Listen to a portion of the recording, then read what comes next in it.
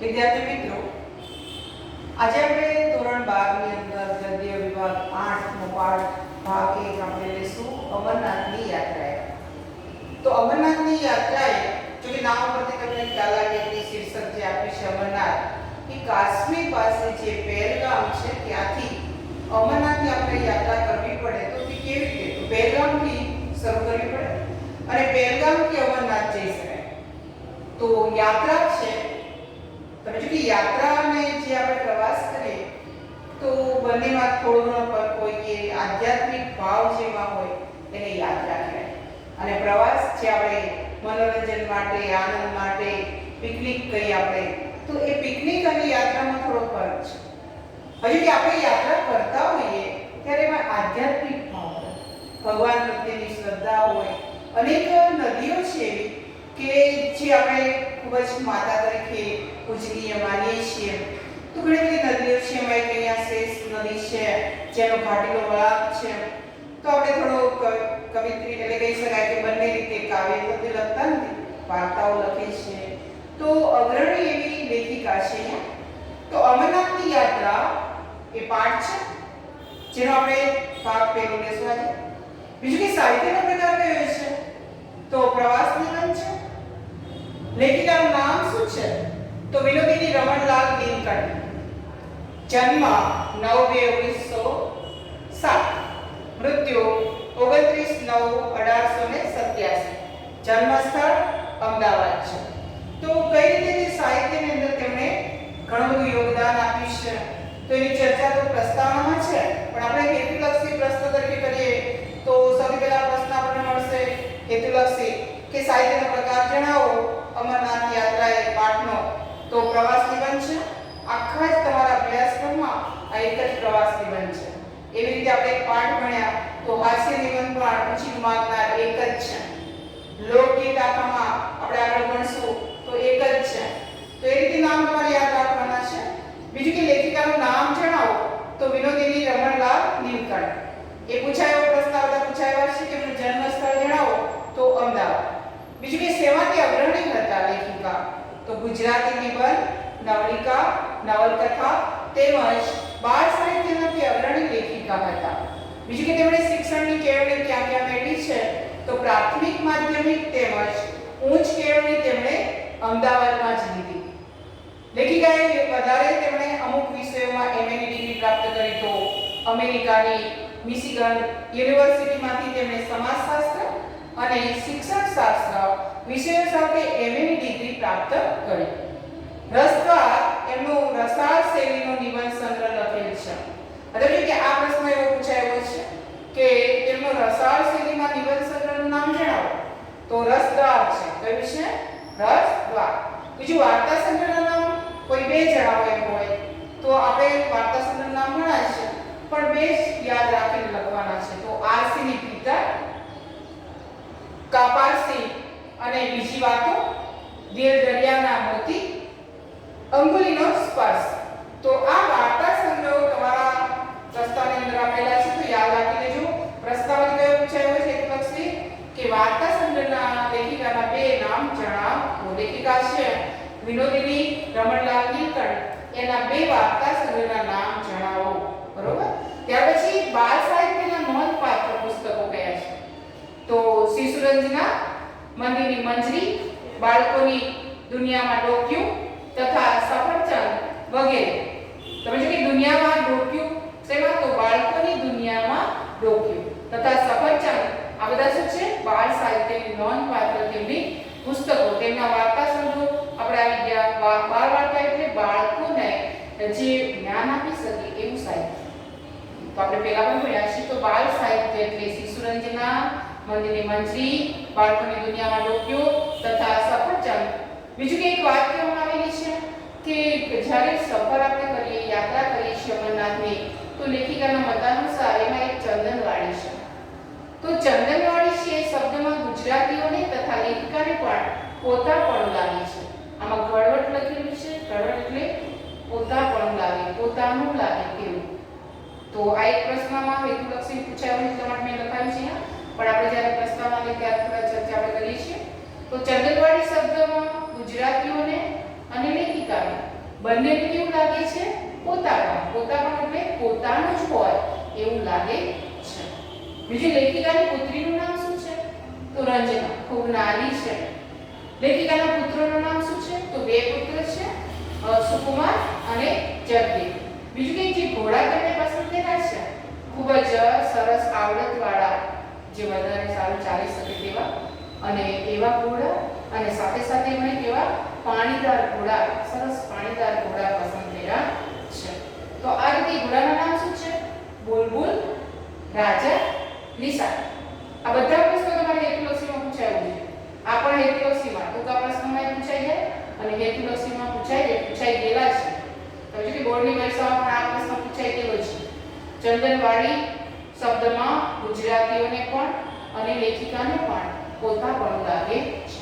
આ પ્રશ્ન પૂછાઈ ગયો છે કે લેખિકાના પુત્રના નામ જણાવો, તો સુકુમાર અને જગદીપ. બીજું કે ઘોડાના નામ પણ જણાવો, તો બે જ ઘોડા નથી, ત્રણ ઘોડા છે. કયા કયા ત્રણ છે? નામ એના શું છે? ત્રણ ઘોડા પસંદ કરવા માટે, એક તો લેખિકા માટે, બે એમના પુત્રો માટે. પાણીદાર અને ખૂબ જ આવડતવાળા ઘોડા પસંદ કરવામાં આવ્યા, તો બુલબુલ અને રાજા, નિશાન. પછી આપણે થોડો પરિચય આપણે લઈએ કે જ્યારે કાશ્મીરથી આપણે જ્યારે જવું હોય અમરનાથ, તો સૌથી પહેલા કાશ્મીરથી પહેલગામ જવું પડે અને પહેલગામથી અમરનાથ જવાય. બીજું કે આ પ્રવાસ તમારે જ્યારે કરવો હોય ત્યારે કયા બે મહિનામાં કરી શકાય? અષાઢ કે શ્રાવણ. પણ લેખિકાને એવા સંજોગ થયા કે તેમને વૈશાખ અથવા જેઠમાં જ આ પ્રવાસ કરવો પડ્યો. લાંબા સમય સુધી હોટલમાં રોકાવું પડે છે અને પછી ત્યાંથી તેમને જવાનું છે.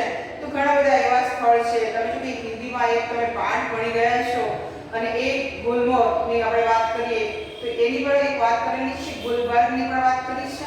તો આ બધા ઘણા બધા નામ છે ત્યાંના, તો તમે અજાણ હશો.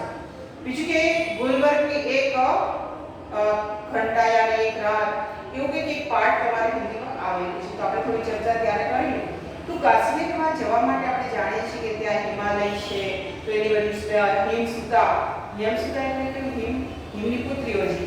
નાના ઝરણા ત્યાંથી નીકળતા હોય, તો સુતા એટલે પુત્રી થાય, પણ હિમાલયમાંથી નીકળતી નદીઓ, નાની નાની એવા ઝરણાઓ. તો આ બધું આપણને જોવા મળે. કુદરતી સૌંદર્ય, સોહામણું, અવિરામ આપણને આનંદ આપે એવું કાશ્મીર છે. કાશ્મીર છે આપણા માટે સ્વર્ગ સમાન છે અને ત્યાં આપણે જ્યારે પણ જઈએ ત્યારે શું થાય છે? આપણને ત્યાં ખૂબ જ સરસ રીતે જોવા મળે છે અનેક વસ્તુઓ.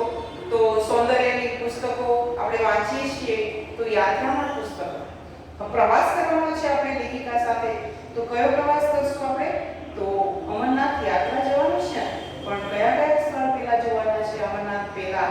તો એક તો અહીંયા ચંદનવાડી આવ્યું છે, તો આપણે થોડી પ્રસ્તાવના પહેલા લઈશું, એટલે પુસ્તક સાથે રાખીને જોજો કે કોઈ એવા વાક્ય લઈ ના જાય. જેમ કે આમાં ઘણા બધા પ્રશ્નો, આપણે બધા જ પ્રશ્નો લખી નથી શકતા બોર્ડ પર, તો એ અને બીજું કે ઘણા બધા શબ્દો છે, શબ્દ સમૂહ છે, રૂઢિપ્રયોગ છે, એ બધું આપણે એમાં લખ્યું નથી અત્યારે.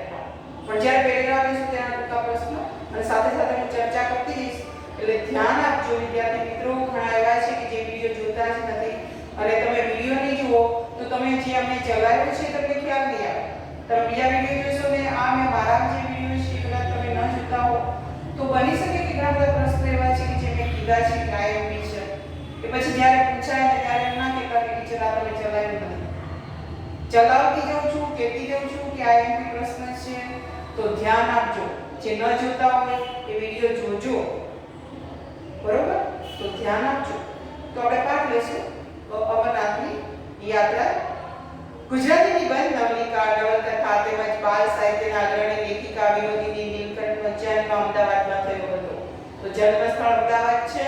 સેવા અગ્રણી છે તે તો નિબંધ, નવલિકા, નવલકથા અને બાળ સાહિત્યમાં.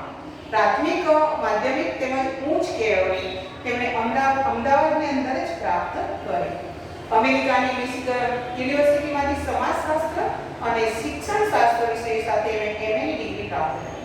તેમણે સેવા કાર્ય પણ કર્યા છે, તો સામાજિક શૈક્ષણિક સંસ્થાઓમાં ઉમદા સેવાઓ કાર્ય કર્યા. રસદ્વાર એ રસાળ શૈલીનો નિબંધ સંગ્રહ તેમજ આરસીની ગીતા, કારપાસી અને બીજી વાતો, દિલ દરિયાના મોતી, અંગુલીનો સ્પર્શ વાર્તા સંગ્રહ પ્રાપ્ત થાય છે.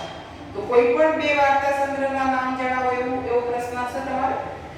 બીજું કે એવા પણ બાળ સાહિત્યના નામ જણાવો લેખિકાના, તો અમરનાથ યાત્રાના લેખિકાના 2 વાર્તા સંગ્રહના નામ જણાવો અથવા 2 બાળ સાહિત્યના નામ જણાવો.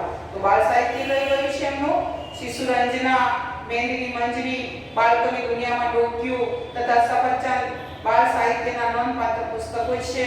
રાજ્ય સરકારના પારિતોષિક પણ એમને પ્રાપ્ત થયા. હજુ કે આ એક પ્રશ્ન પૂછાયો હશે કે લેખિકા જે અમરનાથ યાત્રાએ એ પાઠના લેખિકા છે એમને કયું પારિતોષિક મળેલું છે?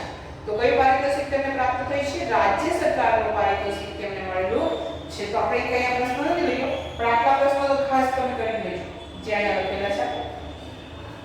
હજી વિષય વસ્તુ થોડી બે જાણકારી આપણે જાણીએ છીએ કે ભાઈ અમરનાથ આપણે જવું હોય તો કયા કયા એવા સ્થાન છે જે ખાલી માત્ર નામ છે સ્થળના. તો વેરીનાથ, સોનમાર્ગ, ટ્રુલિયન તળાવ જેવા અત્યંત મનોહર સ્થળો, ગુલમર્ગ, ખિલમર્ગ, ચશ્મે શાહી, સુલેમાન, તખ્તે સુલેમાન, અગર અચબલ, ગિદરી બલ, આ બધા જ સ્થળ કયા છે? તો કાશ્મીરમાં આવેલા બધા સ્થળ છે. સમજી આ સ્થળના નામ પણ પૂછવામાં આવે છે. તો આ બધા હેતુલક્ષી પ્રશ્નો નથી, પણ એક વાક્યના માર્ક્સ તમારે મળે છે કે તેમાં પૂરો જવાબ લખવાનો.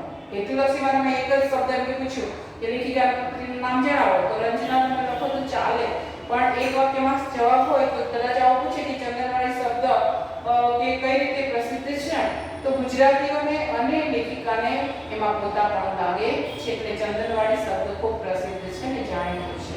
તો કેવું લાગે છે લેખિકાને એવો પણ પ્રશ્ન હોય.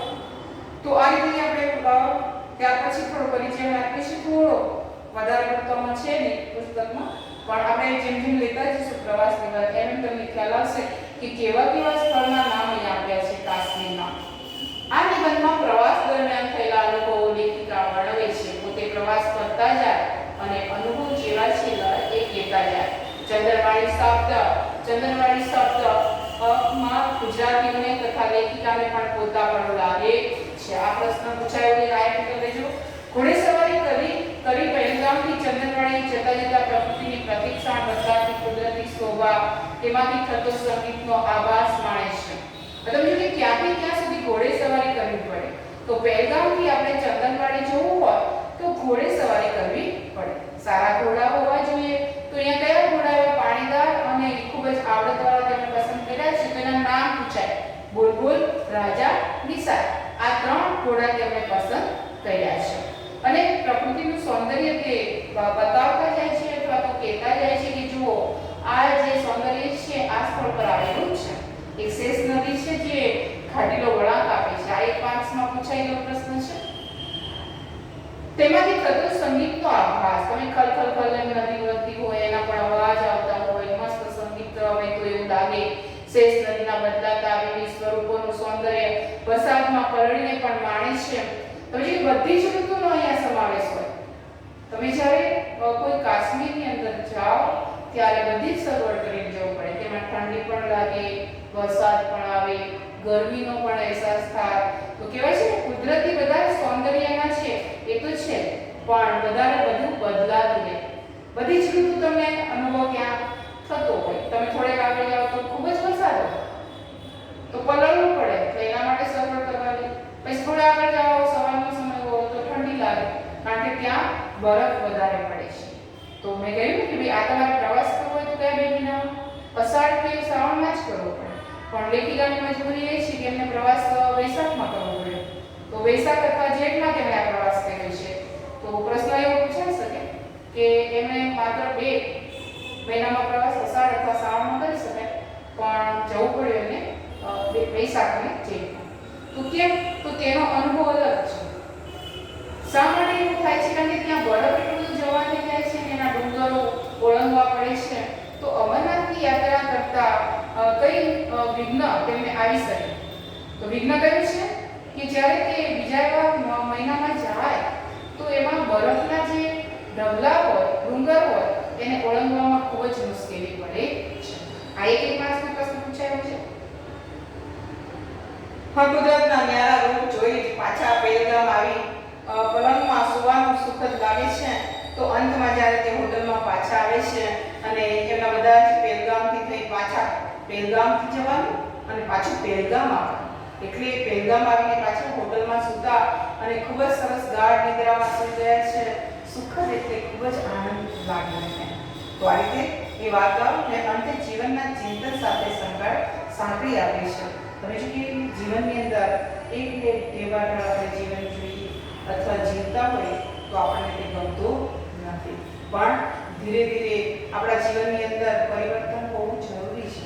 અને ક્યારેક પ્રવાસ કરવાનું પણ મન થાય. ક્યાંય ઘરની અંદર તમે પુરાઈ રહ્યા છો, કે લોકડાઉન હતું તો લોકો ઘરમાં પુરાયેલા, પણ હવે તમે જુઓ કે લોકો બહાર નીકળ્યા છે, ક્યાંક ફરવા પણ જાય છે. કુદરતી અત્યારે સૌંદર્ય એટલું બધું ખીલ્યું છે, એટલે વરસાદ ખૂબ જ સરસ પડે છે, તો નદીઓ બધી ભરાઈ ગઈ છે, એનું સૌંદર્ય ખૂબ જ સરસ લાગી રહ્યું છે. પછી આબુ હોય, પાવાગઢ હોય, અંબાજી હોય, ઊંઝા હોય, તમે ગમે બધે પર્યટનના સ્થળે જાઓ તો આહલાદક વાતાવરણ, તો ખૂબ જ મજા આવે. તો કહેવાય ને કે પ્રવાસ કરવો ખૂબ જરૂરી. આખા દિવસના અઠવાડિયામાં તમે થાક્યા હોય, એક રજા હોય તો પણ આપણને આરામ કરવાનું નથી થતું. શું કરીએ? ચલો ને ફરવા જઈએ. એક દિવસ રજા મળી છે ને, ચલો જઈએ આપણે બધા ફરવા. એમ કરીને ઘરના બધા ભેગા થઈ જમવાનું, નાસ્તા આ તે આપણે લઈ જવું પડે છે. તો જોઈએ હોટલમાં તો નાસ્તા પૂરા આપતા નહીં, ટિફિન ભરે, ડબ્બો ભરે, પણ પૂરું આપે નહીં. નાસ્તા ભરી આપે છે, પણ આપણે જ લઈને જવું પડે છે બધું વસ્તુ. તો આ રીતે કહેવાય છે કે નાસ્તાના ડબ્બા પણ હરખા ભરેલા હોતા નથી. હવે ત્યાં આપણે આટલું બધું લઈને જઈ શકાય, અને લઈને જઈએ તો વધારે આપણે પૂરતું ખાઈ શકતા નથી. કારણ કે પ્રવાસ કરીએ વધારે પ્રમાણસર જ ખાવું પડે. ઘણી વખત પેટમાં દુખવાની ફરિયાદ હોય કેવું થાય. તો પ્રવાસ કરીએ એટલે કેવું ખાવાનું લિમિટ રાખવાનું, બધી જ વસ્તુ આપણી પાસે સગવડ બધી જ લઈને આપણે જઈએ.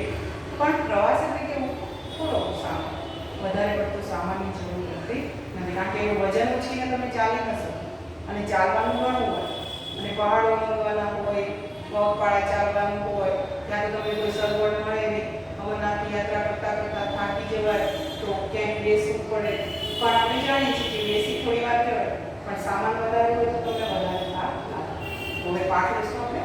તો કાશ્મીરમાં પહેલગામથી અમરનાથની યાત્રાએ જતા સૌથી પહેલો પડાવ ચંદનવાડી આગળ કરવો પડે. તો જ્યારે કાશ્મીરથી આપણે પ્રવાસ કરીએ ત્યારે સૌથી પહેલા પહેલગામથી અમરનાથ જવા માટે યાત્રા જતા પહેલા ત્યાં ચંદનવાડી, ત્યાં પડાવ એટલે મુકામ, ત્યાં રોકાવું પડે. અને અમરનાથ જવા માટે અષાઢથી શ્રાવણ માસ અનુકૂળ રહે. અનુકૂળ એટલે યોગ્ય. તો શું કહે, કયા મહિનામાં આપણે આ પ્રવાસ અમરનાથની કરી શકીએ? શ્રાવણમાં કરી શકીએ, અષાઢ અને શ્રાવણ બે મહિનામાં કરી શકીએ. કારણ કે ત્યાં સુધી બરફના ડુંગરા ઓળંગી શકાતા હોય. કહેવાય કે જ્યારે અષાઢ અને શ્રાવણમાં તમે કરો ત્યાં સુધી બરોબર, એ મહિનામાં બરોબર, પણ બીજા મહિનામાં તમે જાઓ તો એને વિઘ્ન કે આવે કે તમે બરફના જે ઢેર છે, ડુંગર છે, એને ઓળંગી શકાતા નથી. તો એ એક વિઘ્ન છે. અમે તો વૈશાખી મહિનામાં પહેલગામ હતા. કયા મહિનામાં લેખિકા પહેલગામ છે? તો અષાઢમાં છે, વૈશાખમાં.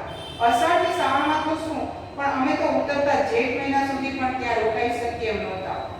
તો શું થયું છે કે વૈશાખ મહિનામાં જ લેખિકાને પ્રવાસ કરવો પડે છે, અને એ પહેલગામમાં કયા મહિનામાં રહેલા છે? વૈશાખમાં. અષાઢથી શ્રાવણમાં તો શું, પણ અમે તો ઉતરતા જેઠ મહિના સુધી પણ ત્યાં રોકાઈ શકીએ એમ નહોતા. વધારે સમય ત્યાં રોકાવાય એમ નહોતું. તો ઉતરતા જેઠ એટલે કેવું? ઉતરતા જેઠ મહિનો જે હોય એના આખરી દિવસ, જેઠ મહિનો આપણે ચાલતો હોય તો એના અંતિમ જે દિવસ હોય ને આખરી દિવસ, તો એને ઉતરતો જેઠ કહેવાય. તો કહ્યું કે અમે તો અષાઢ શ્રાવણમાં તો શું, પણ અમે તો જેઠ મહિના ઉતરતા ત્યાં રહેલા. પણ તેથી ચંદનવાડી સુધી જઈ સંતોષ માન્યા વગર છૂટકો જ નહોતો. ચંદનવાડી તો જવું જ પડે. નહીં મામા કરતા કેણા મામા શું ખોટા, એ ન્યાય અમે અનુસર્યા. તો કયો ન્યાય અનુસર્યા છે કે નહીં મામા કરતા કાણા મામા શું ખોટું, એમ કે થોડાની પણ ચલાય. અમે ચંદનવાડી ગયા અને ત્યાં સુધી જવું ખૂબ જરૂરી હતું. અને વાત કરી છે ને કે પહેલગામથી તમારે ચંદનવાડી જવું પડે, અમરનાથ જવું હોય તો અમરનાથની યાત્રા કરવા માટે સૌથી પહેલા પહેલગામ રોકાવું પડે. તો મુકામ, પડાવ એનો બે પર્યાય શબ્દ છે. કાશ્મીર પહેલા ગુજરાતી લોકો વેગનાથ, સોમવારમાર્ગ અને ટ્રુલી એન તળાવ જેવા અત્યંત મનોહર સ્થળો જોવા જવાનું આળસ કરે છે. તો ગુજરાતી લોકો કયા કયા સ્થળે જવાની આળસ કરે છે? તો કયા કયા સ્થાન છે? વેરીનાથ, સોનમર્ગ અને ટ્રુલી એન તળાવ. તો યાદ રાખજો કે આ જે ત્રણ સ્થળ છે એમાં ગુજરાતીઓ જવાનું પસંદ કરતા નથી. તમે જો ચંદનવાડી જવાનું પસંદ કરે છે, પણ કયા ત્રણ એવા સ્થાન છે? વેરીનાથ, સોનમર્ગ અને ટ્રુલી એન તળાવ મનોહર સ્થળો તો જોવાનું છે, ખૂબ સરસ છે. મનોહર એટલે મનને આહલાદક લાગે, મનને હરી લે તેવું સ્થાન, ખૂબ જ સરસ છે. પણ ત્યાં જવાનું ગુજરાતીઓ ટાળે છે, આળસ કરે. પણ દરેક ગુજરાતી ચંદ્રવાડી તો અચૂક જાય છે. ચંદ્રવાડી જ્યાં રહે જ નહીં, તેનું કારણ શું હોઈ શકે? તેનો વિચાર કરતા મને લાગે છે કે તે સ્થળનું નામ ગુજરાતીઓને ઘણું ઘરવટ ભરેલું લાગતું હશે. ઘરવટ એટલે કેવું? ઘર જેવું જ, પોતાને ગમે તેવું જ, પોતાનું હોય તેવું. તો અહીંયા આપણે એક વસ્તુ છે, પોતાનું લાગે છે. તો ચંદ્રવાડી કેમ જાય છે ગુજરાતીઓ અને લેખિકા જઈ રહ્યા છે? કારણ કે તેમાં ઘરવટ એટલે ઘર જેવું જ લાગે તેવું. ગુલમર્ગ, ખીલમર્ગ, ચશ્મે શાહી કે તખ્ત સુલેમાન, અગર અજબલ, ગદિરબલ જેવા નામ પારકા પરાયા, પણ ગુજરાતી લોકો બાળક, વૃદ્ધ, જુવાન, સ્ત્રી અને પુરુષોના ટોળા ચંદ્રવાડી જવા માટે પહેલગામથી ઘોડા પર ફલાંગ મારી સવાર બને છે. એ વાત તો સાચી છે. તો શું કહ્યું છે એમણે કે ગુલમર્ગ, ખીલમર્ગ, ચશ્મે શાહી, તખ્ત સુલેમાન, અગર અજબલ, ગદિરબલ આ બધા નામ છે, ત્યાંના સ્થળના નામ છે. અને એમાં પારકા પરાયા એટલે પોતાનું ન લાગે તેવું, અથવા તો પોતાના ન હોય તેવું જ લાગે તો પારકા પરાયા લાગે. તે ગુજરાતી લોકો બાળક હોય, વૃદ્ધ હોય, જવાન હોય, તો સ્ત્રી હોય, પુરુષો ટોળા ચંદ્રવાડી જવાનું પસંદ કરે છે.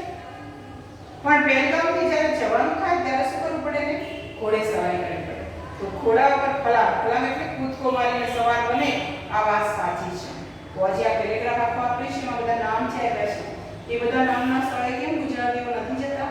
તો એમાં તેમને પારકા ભરાયા લાગે. બીજું કે ગરવટ જેવું ક્યાં લાગે છે? તો ચંદનવાડીમાં લાગે છે. તો ચંદનવાડી જવાનું વિચારે છે. મારી રચના બહુ નાની હોવાથી અને રસ્તે હજુ ઘણો જ બરાબર ખડકાયો અને કેટલાક સ્થળમાં માર્ગ જરા વિકટ હોવાનું સાંભળ્યાથી એને ચંદનવાડી લઈ જવી નહોતી. તમે જો કે એક મુશ્કેલી એ છે ને લેખિકાને, તો એમાં એની જે બેબી છે રંજના ખૂબ નાની છે. હવે નાની હોવાથી એના પતિ અથવા પોતે બેમાંથી એક જણ એની પાસે રહેવું પડે, હોટલમાં રોકાવવું પડે, પહેલગામ જ રોકાવવું પડે.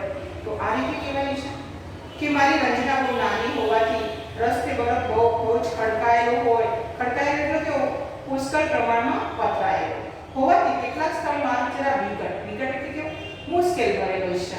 અને સાંભળ્યું છે કે ચંદ્રવાડી જરા લઈ જવી નહોતી. એટલે એવું સાંભળવાથી અમને લાગ્યું મુશ્કેલ છે, આવડી નાની છોકરીને લઈ જવી ખૂબ મુશ્કેલ છે. તો રંજનાને તેમને શું કહ્યું? એમના રહેવા માટે એમના પતિએ જ ત્યાં રોકાણ. કારણ શું છે? તો જણાવે છે કે તેની અમારા બેમાંથી એકે તો માત્ર પાસે રહેવું જ પડે. થોડા દિવસ પહેલા કોલાહી ગ્લેશિયર ગયા. આ સ્થાન છે જ્યાં બંને ગયેલા, પણ એમાં રંજનાને માટે લેખિકાએ રંજના પાસે રહેવું પડ્યું અને લેખક ગયેલા છે. યાની નામ પતિ કહેવાય, કારણ કે પતિ એના ગયા નથી. તો કહેવાય કયું સ્થળ છે કે જ્યાં લેખિકા છે પોતે પોતાની પુત્રી પાસે રહે છે અને એમના જે પતિ છે એ સ્થળે ગયેલા. તો કયું સ્થળ છે? કોલાહી ગ્લેશિયર એક સ્થાન છે. ત્યાં એ ગયેલા ત્યારે રંજના પાસે કોણ રહ્યું હતું? તો લેખિકા. આ વખતેના પતિએ કહ્યું કે ભાઈ તું જા, હું અહીંયા રંજના પાસે રહીશ. ત્યારે રંજનાને ખાતર યાની રંજનાને કારણે મેં છેલ્લી મંજલ એટલે અહીંયા શું છે? મંજલ આપણે કાપવી જોઈએ. તો એક સ્થાન કે ત્યાં જવાની જતી, તો એક શબ્દ સૌ માટે એક શબ્દ વાપરી શકાય કે એક દિવસનો જે મુસાફરીનો જેટલો અંતર હોય એને મંજલ કહેવાય. તો શબ્દ સૌ માટે એક શબ્દ છે. એક દિવસની જે સફર મુસાફરી હોય એનો અંતર એટલે મંજલ જતી કરી હતી. તેથી આ વખતે મારા પતિએ મને જઈ આવવાનો આગ્રહ કર્યો. બંને પુત્રો તો ચંદનવાડી જેવા જ અધીરા બની રહેલા હતા. બંને પુત્રો તો કેવા હતા કે ચંદનવાડી જલ્દી જઈએ, કારણ કે ત્યાં બધાએ બહુ જ વખાણ કર્યા હતા ચંદનવાડીના. તો કે ચલો ચંદનવાડી જલ્દી જઈએ. ઉતાવળિયા થઈ ગયા હતા અધીરા. આગલી સાંજે ઘોડા પસંદ કરી લીધા અમે.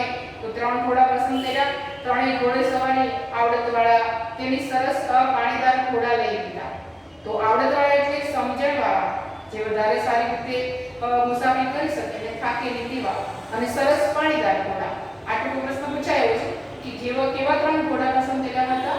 તો એકદમ આવડતવાળા અને સરસ પાણીદાર.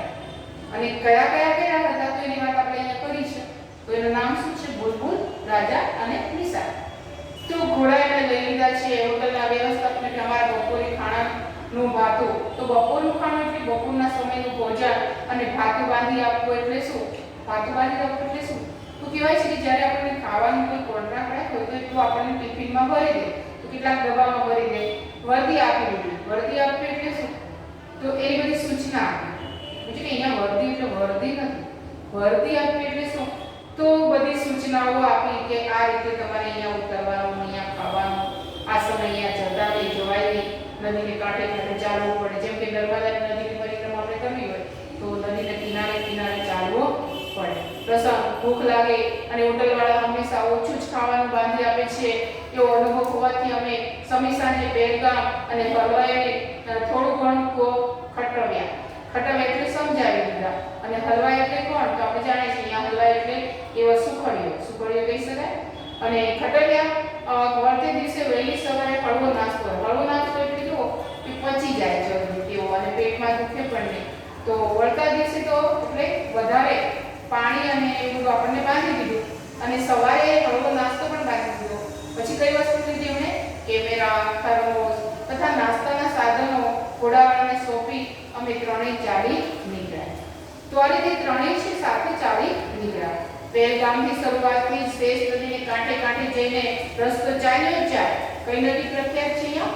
શેષ નદી. ખૂબ જ પ્રખ્યાત છે નદી. તો પહેલગામથી જે શરૂઆત થાય તો શેષ નદીના કાંઠે કાંઠે જવાનું, એના કિનારે. કાશ્મીરના વૈશાખ એટલે ત્યાં તો બેસી ચૂકેલી વસંત ઋતુ. હવે જ્યારે શેષ નદી છે તો આપણે જ્યારે નાગેના કહી શકાય કે એનું નામ એ રીતે આપણે જાણીએ છીએ કે શેષ તો એટલે શૂન્ય સાવ ખાલી. પણ આ શેષ નદી છે. શેષ નદી કેવી છે? પ્રસિદ્ધ છે. તે ધ્યાન રાખજો. શેષ નદીની વિશિષ્ટતા અથવા તો એમાં ગુણ કયા રહેલા છે? તો વૈશાખ એટલે ત્યાં બેસી ચૂકેલી વસંત ઋતુ છે. નદી કાંઠે કેવી અભિરામ વનરાઈ છે. તમે નદી કાંઠે જાઓ તો અભિરામ એટલે કેવું કહી શકાય? તો એકદમ આદર્શ ચિત્ર, એકદમ સુંદર લાગે તેવું અને આપણને આનંદ આપે તેવું. સેવ એટલે સફળ. અહીંયા સેવ આપણે કહીએ ને તો સફરજન એક હિન્દી સફરજન છે, પણ અહીંયા સેવ એટલે સફરજનના ઝાડ ઉપર દૂધ જેવા થોડા ફૂલના ગુચ્છા ખીલી ઉઠ્યા હતા. પૂરા ચપાટા બંધ વહેતા શેષ નદીના નીર અને કાંઠે વાતાવરણથી હરખાઈ ઉઠેલા સફરજનના વૃક્ષ. એક અંગ્રેજી કાવ્ય પંક્તિ મારા મનમાં કૂદીને રટણ કરવા માંડી પડી છે. તો લેખિકાએ અહીંયા પંક્તિ આપેલી છે. બીજું કે વાતાવરણ છે એ કેવું હતું ત્યાં? ખૂબ જ સુંદર. અને શેષ જે નદી છે એના કિનારે સફેદ રંગના જે ફૂલ દેખાય છે એ કોના છે? છોડ તો સફરજનના છે. તો સેવ એટલે સફરજન છે, અને સફરજનની અંદર કેવા ફૂલ આવે છે? સફેદ રંગના. તો ખૂબ જ સુંદર વૃક્ષ ત્યાં છે. અને અંગ્રેજી કાવ્યની પંક્તિ તેમણે અહીંયા આપી છે. તો મનમાં કૂદીને રટણ કરવાનું વારંવાર. કૂદીને એ મતલબ કયો લીધો છે? વારંવાર. તો અહીંયા એક અંગ્રેજી કાવ્યની પંક્તિ આપેલી છે. પંક્તિ છે એ think of the જો કે આ પંક્તિ જે આપેલી છે કાવ્યની, તો અંગ્રેજી કાવ્યની ખાસ ધ્યાન રાખજો. A thing of the beauty is joy for away. શું થશે કે સૌંદર્યશીલ વસ્તુ હંમેશા આનંદદાયક હોય છે. તો સૌંદર્યશીલ વસ્તુ હંમેશા કેવી હોય છે? આનંદદાયક. નિશાળનો ઘંટ વાગી જવાની રીતે ઉતાવળે નિશાળ તરફ ધસી વાયરાથી ઉડી જતી અને ઓઢણીને ખેંચી પકડમાં મથતી મુગ્ધા કન્યાઓની માફક યાદ આવતી. તો કોની સાથે સરખાવ્યું છે? તો નિશાળે આપણે જાણીએ છીએ. નિશાળે જ્યારે આપણે જવાનું હોય ત્યારે સવારથી આપણે ખૂબ જ ઉતાવળ કરીએ અને દફતર તૈયાર કરીએ અને ટિફિન તૈયાર કરીએ, પાણી બધું લઈ આવે. તો અત્યારે તો આપણે વધારે મુસીબત થશે. બધી વસ્તુ ઘણી બધી લઈને આવવું પડશે. નાસ્તા વાસ્તા આપણે લઈએ. તો આ બધી વાત કરીએ. નિશાળ તરફ ધસી વાતાવરણ ઉડી જતી તો ઓઢણીને ખેંચી પકડવા મથતી મુગ્ધા કન્યા. મુગ્ધા એટલે જે લગ્ન માટે ઉત્સુક હોય તેવી કન્યાની વાત કરી છે. એના જેવી છે ઉજળા દીવડા ઓછા મારતા ઉતાળમાં વહી જતા પાણીવાળી શેષ નદી વહી રહી હતી. અને નદીને જમણે પડખે દરિયાની ટેકરીઓ ઉપર પાઈનના ઝાડની ગીચ ઝાડીમાં થઈને વાતા માદક આહલાદક વસંત વાયુના સુસવાટા તોફાની નિશાળિયાની સિસોટીના સંગીતનો આભાસ આપતા હતા. નિશાળ ભણી દોડતી કન્યાકાઓની સિસોટી વગાડી દીકરી છોકરાઓ જાણે ખીજવી રહ્યા હતા. તો આમાં થોડીક આપણે વાત કરીએ તો એવી છે કે ઉજાની ઓછા તે નદીની વાત કરી છે. શેષ નદીના પાણી કેવા દેખાઈ છે રહ્યા છે? તો એક મુક્ત કન્યા જેવી યાદ આપી રહી છે. તો ઉજાડ છે, નિર્મળ, ઉછાળ મારતા ઉતાવળા બીજું કે નદી જમણે પડખે રળિયામણી. રળિયામણી એટલે સુંદર દેખાય. તો આ એક શબ્દ સમજશે ખૂબ જ સુંદર દેખાય તે. તો અહીંયા ભાવાર્થ આપણે